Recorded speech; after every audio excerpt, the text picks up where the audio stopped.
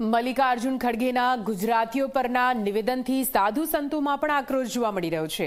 ગુજરાતીઓને અપમાનિત કરતા સંતો થયા છે નારાજ। ઇન્દ્ર ભારતી બાપુએ ખડગેના નિવેદનની કરી છે ટીકા। મલ્લિકાર્જુન ખડગે સંસદમાં માફી માંગે તેવું ઇન્દ્ર ભારતી બાપુએ કહ્યું।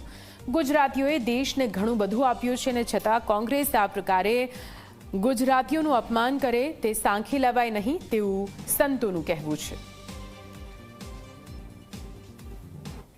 કોંગ્રેસના રાષ્ટ્રીય અધ્યક્ષ મલ્લિકાર્જુન ખડગેજી જેમણે એક ભાષાનું ગુજરાતી પ્રત્યે એક પ્રવચનની અંદર એમણે ગુજરાતીઓને મૂર્ખ, ગવાર, અનપઢ એવા શબ્દો વાપરી કરી અને જે ગુજરાતીઓનું અપમાન કર્યું છે એના માટે સંસદની અંદર એને માફી માંગવી જોઈએ। પહેલા તો થોડીક શરમ આવવી જોઈએ। મલ્લિકાર્જુનજી, આપને ગુજરાતીઓ વિશે આવી ટિપ્પણી કરતા અમને બહુ દુઃખ લાગે છે કે તમે વયોવૃદ્ધ ભીષ્મ પિતા જેવા ઉંમરના થઈ કરીને આવી ટિપ્પણી કરો છો।